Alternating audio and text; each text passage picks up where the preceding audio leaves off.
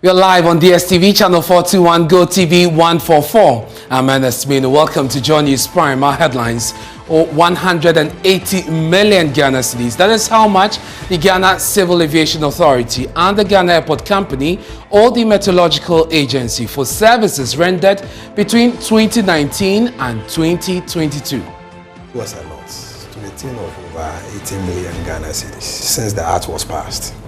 In fact, as at June 2021, as at that time, they owe us about 60 million per the data that I had. 80 million Ghana cedis. We'll hear from them here on John News Prime. Also, governance expert calls for an overhaul of salary and end-of-service benefits for Article 71 office holders, describing the continuous payment of ex gratia as a drain on the economy. You need to overhaul the system. So much is spent on the small group of citizens serving the country and a pittance given to the large majority of people who toil there. Also in this package, minority in parliament pushes for a special bipartisan committee to review the 2020 elections, particularly allegations of pre-thumbed printed ballot papers and the violence that occurred at some polling stations. It is for the EC to come and tell us how that happened. How did a private person secure the insignia of EC to be able to print those ballot papers and thumbprint them, and why it happened only in Ashanti? These are headlines for Joy News Prime. Hello again, thanks for choosing us. Now, armed robbers are reported to have mounted a blockade next to a police barrier at Iweneso number 1 in the Chuma-Kwanuma district of the Ashanti region today, and going on to rob passengers on commercial vehicles using that stretch. Eyewitnesses say at least passengers in 4 Sprinter buses were robbed of their valuables. Residents of the town recall at least 4 of such incidents have been recorded this year alone. Now Jima visited the scene and has filed this report. With the aid of a defective saloon car and some locks, the armed men blocked the Nyeneso to Fuansu Road to aid the robbery expedition. Some eyewitnesses say the defective Fiat saloon car was spotted being pulled by a Kia truck hours before the incident.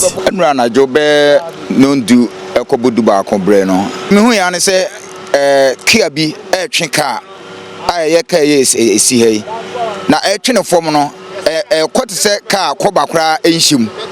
It's media me who said you must see Chicana. Some can say, na can you actually say to trade ye? Are there Omode Koboberiana? And it's pa Yakoda sorry ya. Kaya na Jonanaki and Echenono. I don't know Omode Ebebo Chrono or Equemuhano. 4 buses, all carrying passengers, fell behind the blockade. At gunpoint, victims were robbed of their cash and mobile phones. Driver of one of the buses, Kweku Bedu, narrates the incident. Yehuni say the 12 robbers. Badies Omilani, who will be any. And to 2 back no. Yes, we are Bibia day. Any home. Let's go home on the day. No way the way they obey. You Pia was settled. That's what Omudu Mare a Google from home. Jerusalem can say, I come, I come, for and I'm watching Omuraboye. Residents count not less than 4 robberies this year alone. Somewhere last year, after a robbery incident which resulted in the death of 1 person, the community decided to put up this shelter you see behind me upon the request of police. Though the community say the police have sometimes used this point to protect the people, it has also been one of the areas that these armed robbers are fond of using to perpetrate their robberies. About 10 meters from the shelter is the area used for the robbery. Some residents are dissatisfied with the work of the police. Baby, a police for one Jinana and robbers in the Bahono. Maintain one say, oh, it's IGP. Or man and him loud, South police for now, more aircraft, so that's what bit my sister, Mamma, and I want to see some of mine.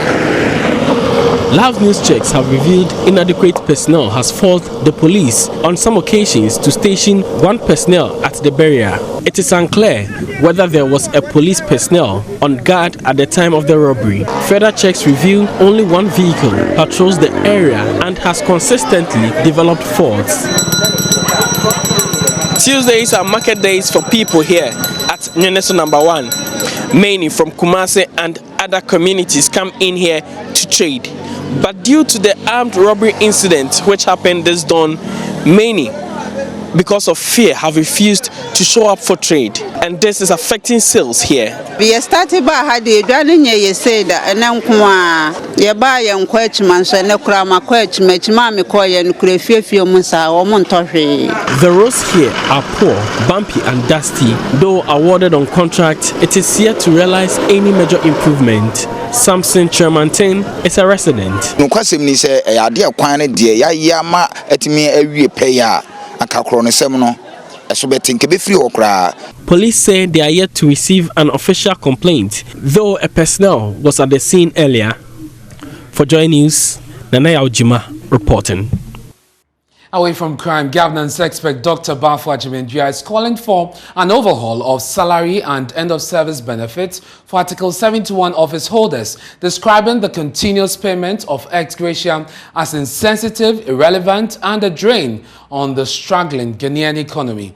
This on the issue of ex gratia is back on the front burner following the decision by the Adbubomafia of the Asogli State, Todbi Afeda the 16th, to reject over 365,000 cedis ex gratia paid him for serving on the Council of State between 2017 and 2020. Now, in a statement, he said he finds it inappropriate to receive the said amount because he already took monthly salaries for serving on the council. Commenting on the issue, Dr. Bafwa Jimendria noted that the payment of the money to members of the Council of State cannot be justified.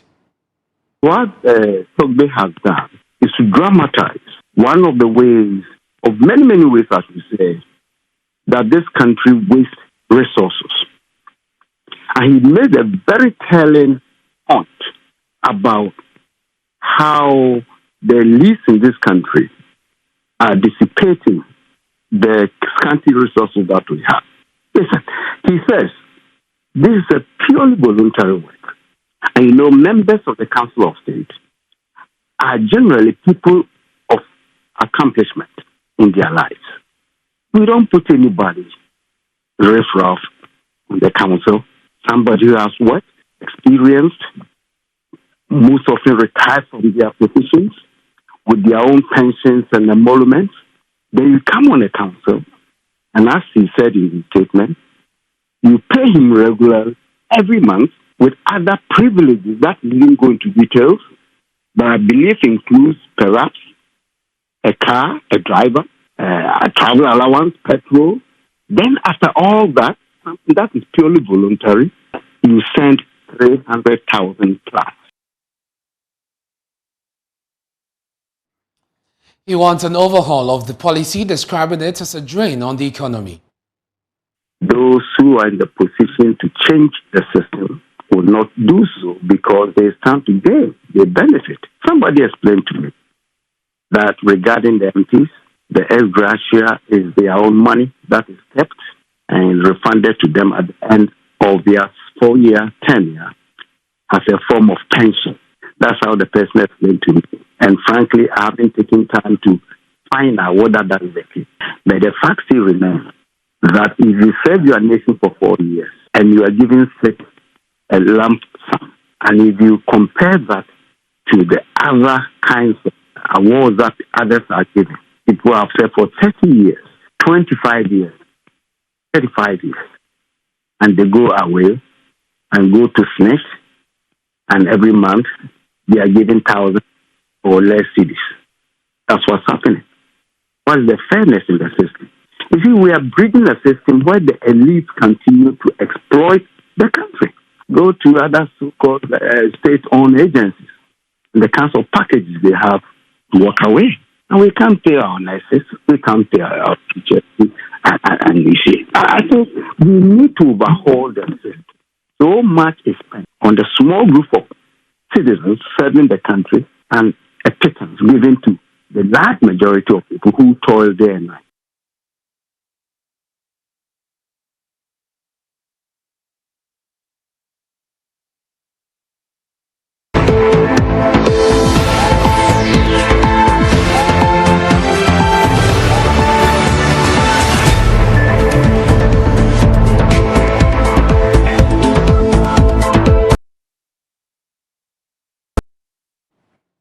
Thanks for staying with us here on Joy News Prime. To some other stories. Now, despite a conclusive verdict of the Supreme Court on the outcome of the 2020 elections, the minority in Parliament is pushing for a parliamentary investigation that will thoroughly review the elections. Now, according to Tuesday's order paper of Parliament, 5 minority MPs led by Minority Chief Whip Muntaka Mubarak and the Bolga East MP Dr. Dominic Ayene wants the bipartisan committee to be chaired by an NDC MP to inquire into, among other things, how the EC carried out collation of the election results. Now, we'll go through point by point what the NDC MPs are seeking. But first, listen to one of the 5 MPs who are pushing for this motion, MP for Buem Kofi Adams. He says, despite the verdict of the courts, an independent review of Parliament is necessary. Well, these are 2 different things. The conduct of the elections, the challenge of the outcome of the elections in a court for a court to determine the outcome, and processes that led to the outcome. What we are doing now is for us to raise issues as to what was brought before Parliament in the form of a bill for a constitutional instrument to be passed, which was laid before Parliament, that's the CI 127, which was passed and gave clear indications as to what should happen when and how, the format in which it should happen. We observed on the ground, after training agents and persons, that this is going to be the structure, this is going to be the process, this is going to be what will be happening, to be fed with a different schedule and a different form to be used on the day of election. So it demands that a proper investigation is done on that one. 2, the Electoral Commission declared and kept changing results, not once, not twice, not thrice, but about 5 times. And it demands that we probe into this. But that part was before the Supreme Court. The court said the court were within its right to have done that. That is the Supreme Court speaking. This is Parliament. This is Parliament. We are independent of the judiciary. We want to go into the matters so that tomorrow we don't have a repeat of that situation. Can you imagine if this had happened in another country? Or it had happened possibly with a flag bearer that has a certain violent orientation, that results is declared, then it keeps changing and changing and changing. Regional coalitions keep changing and changing. Now, Kofi Adams also insists their request to have the committee chaired by a minority MP is not far-fetched. And there are video evidence to that. And so the evidence will be provided. It is for the EC to come and tell us how that happened. If they didn't, what was their investigation? What report did they submit? How did a private person secure the insignia of EC to be able to print those ballot papers and thumbprint them, and why it happened only in Ashanti? There may be mischievous people who can have the EC's insignia, their logo and other things, just print it and use it for the sake of preventing trouble and just... EC come to tell us that when the committee is put in place for them to go into such matters, let them come and tell us how it happened and whether they took steps to investigate it. And if they did, what was the report? Why this report was not shared with the public? So it is very important. These questions we've raised in our motion is very critical, very important to the sanctity of our elections. You also want to establish what the causes of the disturbances and the electoral violence were. You had previously tried to do that. You were not successful to try and get a committee to look into some of the electoral violence in Ododudu and the rest. You are smuggling this into this motion again, some would say. And the majority at the time wanted to also establish a committee that will look at violence that has plagued elections from 2000 till date. Some will say you are flogging a dead horse on this particular issue. The election is gone. Let's try and make amends. Let's not repeat the things that will cause some emotional distress to the families of the victims involved in this. I'm sure you are suggesting that autopsy is not necessary when you lose a relative in any situation. Why do we do autopsy? We do an autopsy of the dead, possibly to find out causes, so that if some of those causes are avoidable, it doesn't repeat itself. So that is exactly what we are seeking. If the institution that is supposed to do that, we are not seeing much from them, it doesn't mean that Parliament should also sleep on its responsibility. So you also want the committee to be chaired by a member of the minority. Some will say that even worse in the case, the majority would never allow that. Why shouldn't they? But we have committees in Parliament by establishment that are chaired by the minority. Well, let's go to Parliament now. Kweku Asante joins us live via Zoom. Kweku, first of all, run us through point by point what the motion seeks to achieve. So, before we do that, let me say that Kofi Adams is joined by 4 of his colleagues in moving for this motion to be discussed by Parliament. Mohammed Muntaka Mubarak, Chief Whip, also Dr. Dominic Ayine, Bernard Ahiafo, and Zuwaira Mohammed Ibrahima. These are the 4 people. You look at the 9 key issues that the minority want this committee to look at, very, very elaborate and all-encompassing. They want to start by first looking at all related matters for the 2020 election. And so to look at all these issues, they also want to inquire into the circumstances that led to the use of form other than the statutorily provided statement of pool form.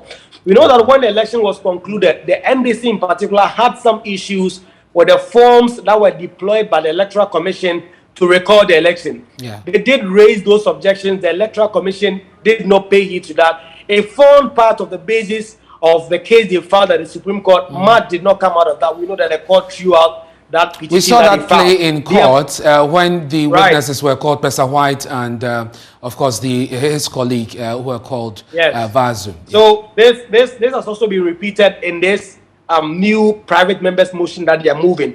The third is to ascertain the quantity of ballot papers printed and the discovery of ballot papers at InnoLink printing press. Some have asked, what are the specific issues here? Because the EC have always explained that they overprint for emergency and exigency, so that if people go to the poll and, for instance, they spoil their ballot paper, they can ask for another one. The minority want a probe into that also.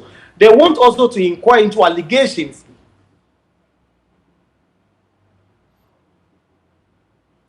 We seem to have a freeze there in the connection to my colleague Kweku Asante, who was running us through the 9-point, paper or motion, I should say, private members motion by the minority. Kweku, we lost you briefly there.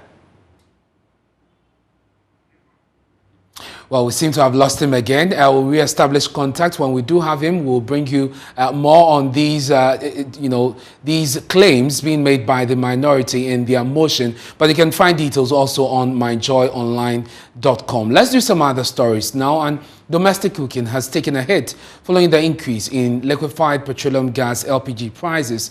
Gas filling stations are changing their operations from scales to pumps as many Ghanaians struggle to afford the refilling of their cylinders. The Joy News Living Standard team was in town with Mamiesi Thompson and this wonderful report. So that's it for our Living Standard series. GABRIEL Kumi is Vice President of the LPG Marketers Association, and he joins us via Zoom. Thank you very much, Mr. Kumi, for your time here on Joy News Prime. Now, this change from the scale to the pumps is quite new to me. How has it changed the face of your business? Yeah, I think let me commend your team for a good job done. I think your report sums up all the things that I have to say. I mean, using the scale, we could not buy in tot as we're doing now. You put it on the scale and you are buying 14 kg, you buy only 14 kg. You cannot buy maybe 10 or 12 kg. So the scale comes with the fixed amount of money that you need to spend to get the product. But with the dispensing machine, it's just like you buying your diesel or your petrol. Even if it's 5 cedis that you want to buy, we are ready to dispense that for you. And that's really helps in taking care of those who cannot really afford, because the thing has gone up so high that the ordinary Ghanaian is no longer able to fuel their cylinders. So once you are dispensing in bits, any amount of that you present to the station, they are able to sort you out for you to go away. So this obviously has been necessitated by the heights that we are seeing. But Mr. Kumi, we have data that also shows a decline in the consumption of LPG. Now, I want to run that by my viewers, and then I'll return to you. And so when you look on the screens, you see, and this is just a comparison of the first quarter of 2021 and 2022. If you look at the month of January, we saw a drop from 28,473,852 to 27 million. And you see the difference there, which is more than 1.2 million in drop in terms of consumption. When you go to February, again, we have a difference of more than 1 million in terms of the consumption for February 2021 as compared to February 2022. The biggest drop is in March, where you see about more than 6 million difference. So from 29 million, almost 30 million in March 2021, it came down to 23 in March 2022. And so the difference is almost 6.5 million. In March, you see it from 29, it comes down to 42, and the difference there is 4 million. That's almost 5 million difference then. So that is what you see on the screen. There's a decline in terms of the consumption, but this decline in consumption has a bigger consequence on the environment and the climate change, campaign. But how is it affecting your business? How are you managing as businesses? And it's obviously, this is a business that runs on volumes. So once you have your consumption dipping, then it's clear that business is not doing too well. And this has effect on employment, because you cannot, if you were keeping, let's say, 10 workers at the station and you were selling, let's say, 50 tons or 50 million per month. Now you are selling about 20 or 30 million. You can't continue to keep that same labor force at the station. Otherwise, your business will eventually collapse. So this has a bigger implication to the over 7,000 direct labor that the LPG downstream sector has employed. I see. And the bigger effect is on the environment. Definitely. I mean, government is spending millions of Ghana cedis planting trees. Very good initiative. We all appreciate the good work that my good brother Abu and Duka are doing at their ministries, planting trees all over. It's good, millions of trees, but we need to supplement that. We need to complement that by ensuring that the use of LPG in Ghana goes up. Otherwise, I can assure you that all these trees we are planting will not live to see the light of day. They will be cut for charcoal and for firewood. Because, this is an issue of survival. People must eat. And human beings will do anything and everything to put food on the table. Indeed. He doesn't care he wouldn't consider your afforestation. He needs food to eat now. You are talking about protecting the environment. If he cannot afford LPG, he has alternative in charcoal and wood fuel. And those come in handy. So if we really are serious in conserving our environment, if we are really serious in protecting our environment, protecting our forests, protecting our river bodies, our best bet is to take all the necessary bold measures to ensure that we push up consumption of LPG. But Mr. Kumi, when it comes to the prices, which is really the issue, you have called for the removal of the tax component on LPG to cushion you and obviously the consumers. But recently, when the prices went down on the international market by about 3.7%, it did not reflect at the pumps. How is that justified? Especially on your part. It did reflect immediately. But the point is that it goes up by, let's say, 5% and comes down maybe 1% or 2%. So you wouldn't see it. It did, and indeed it reflected at the pumps. I mean, NPA will be at your back if you don't change your pump price when prices go down. So we do it. We do change it. when it goes down, and we do up it when it goes up. So look, we have called. That is why for the past years we have been we noticed this 4 years ago. So for the past 4 years we've been calling on government to please consider removing the taxes on LPG. Because this is a product that our neighboring countries like Cote d'Ivoire are subsidizing. Very well. Cote d'Ivoire is paying about 20% or 25% subsidy for consumers. But in Ghana, we have not subsidized, but we didn't even leave it at cost. We have put about 16, 17, 18% tax on the product. Well, let's see how this goes. I mean, we've been reaching out to the Ministry of Energy, for instance, and what they really hope they can do, what they intend to do about this situation, because the complaints keep coming, and of course, Ghanaians keep bearing the brunt of the sharp increases. And Mr. Kumi, I'm grateful for your time here on Joy News Prime. And still to come in the bulletin, 80 million Ghana cedis. That's how much the Ghana Civil Aviation Authority and the Ghana Airport Company owe the Meteorological Agency for services rendered between 2019 and 2022. To the tune of over 80 million Ghana cedis since the act was passed. In fact, as at June 2021, as at that time, they owe us about 60 million. Per the data that I had.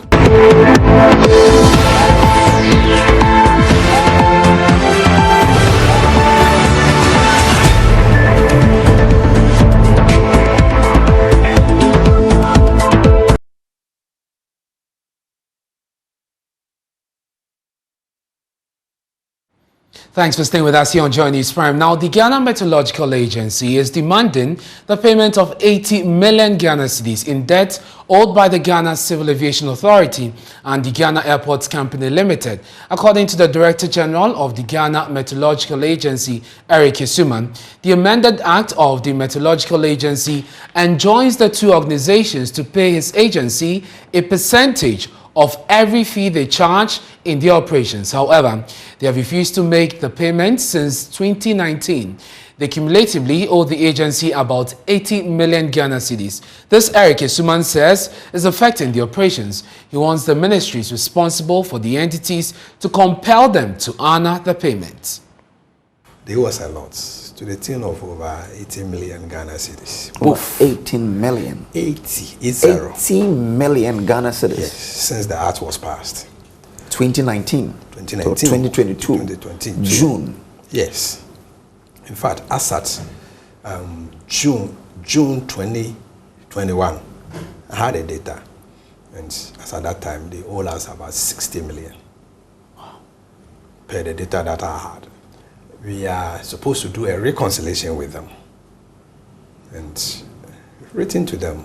They've not been cooperating that much. In fact, when we cry and cry and cry, they will throw something at us. Take this. But that's not what we are looking for. It's a law that must be complied with. What does the law say?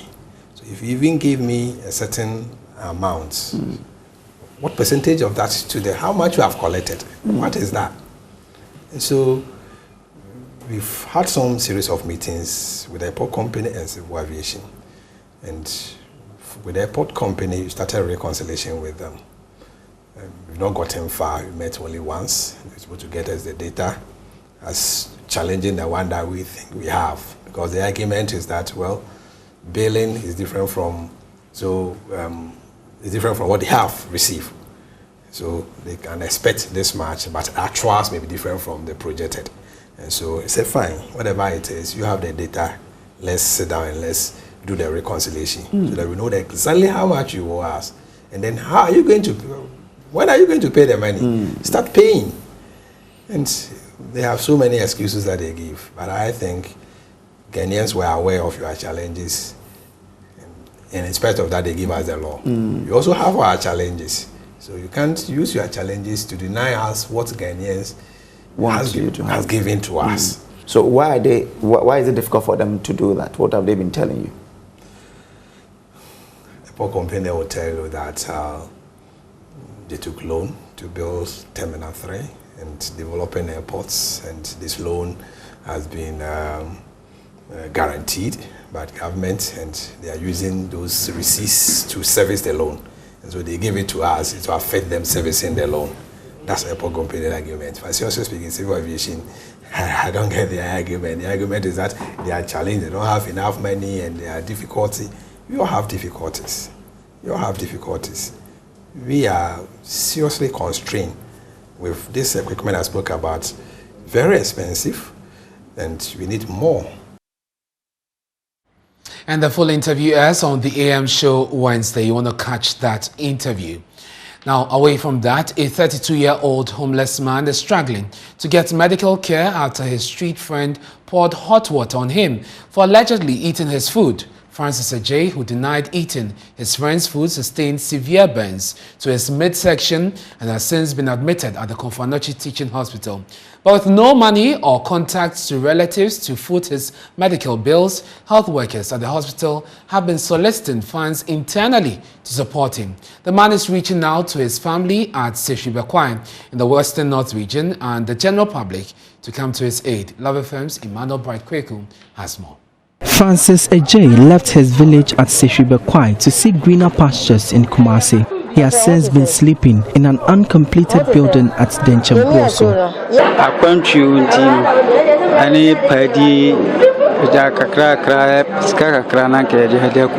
I came to Kumasi to hustle to make ends meet so I can support my family.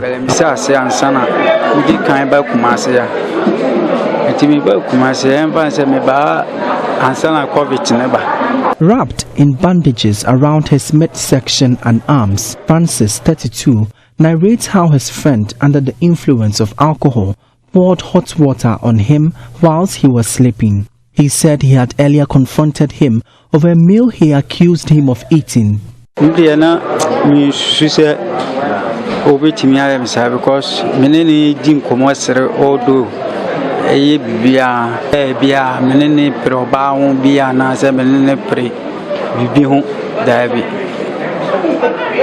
We had no grudge. He explained someone had eaten the rice he had left over.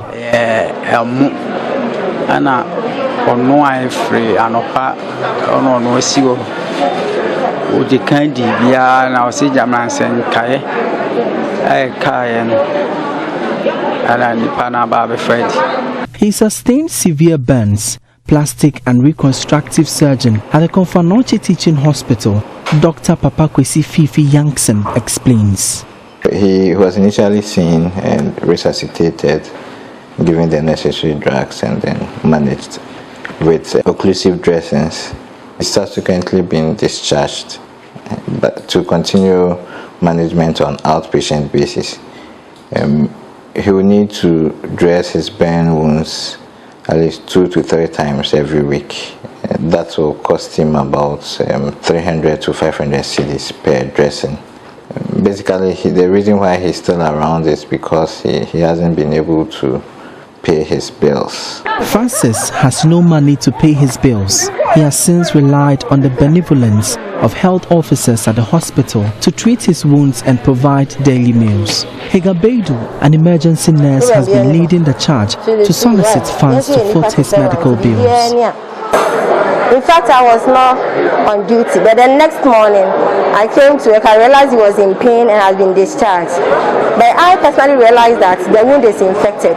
He's feverish, he can't eat, he had lost appetite. So I talked to them, discussed everything with them, then they readmitted the patient. Finally, he was readmitted, but there was nobody to help out. He doesn't have any relative around. So I decided to solicit funds through the doctors and the nurses and other health workers. He's calling for support, but more importantly, for his family to come to his aid.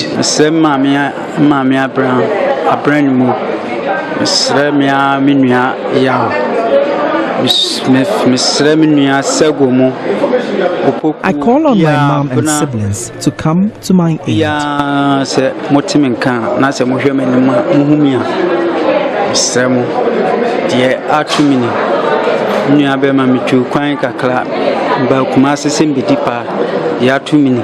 For Joy News, my name is Emmanuel Bright-Kweku.